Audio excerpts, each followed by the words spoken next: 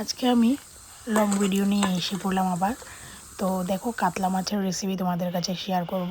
তো কাতলা মাছটাকে আমি হলদি লবণ দিয়ে ভালো মতন মেখে রেখেছি।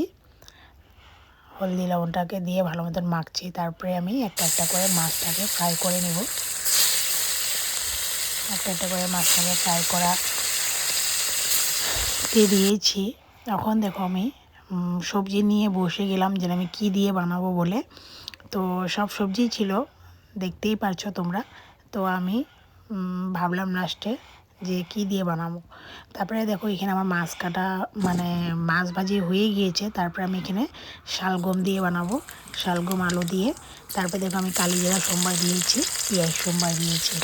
তারপরে আমি শালগম আর আলুটাকে ভালো মতন ফ্রাই করে নেব। আমি সব সবজি একটু ফ্রাই করে নিই, কারণ ফ্রাই না করলে ভালো লাগে না। আর এখানে দেখো, আমি টমেটো নিয়েছি, টমেটো, রসুন, পেঁয়াজ, আদা নিয়েছি, পেস্ট করেছি। এটাকে আমি মাছের পেট সাইড দিয়ে বানিয়েছি। দেখো, টমেটো পেস্ট করে লাই পাতা দিয়ে বানিয়েছি। এই ডিশটা কার কার প্রিয় তোমরা আমাকে একটু কমেন্টে বলবে, আর তোমরাও ট্রাই করবে, খুব টেস্টি এটা। তো দেখো, তারপরে আমি এখানে মাছের তেলও রেডি করছি। মাছের তেলটাকে একটু ফ্রাই করে নিলাম, তারপরে উপরে একটু বেগুন, আলু, পেঁয়াজ দিয়ে দিলাম। মাছের তেল তো আমার খুব ভালো লাগে। তারপরে দেখো, মাছের তেল বেগুন দিয়ে বানানি আমার হয়ে গিয়েছে।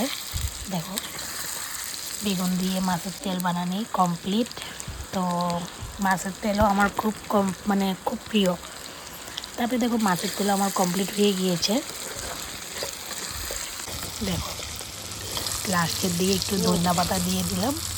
তো কেমন হয়েছে তোমরা একটু কমেন্টে বলবে, ভালো লাগলে লাইক কমেন্ট একটু করে দিবে।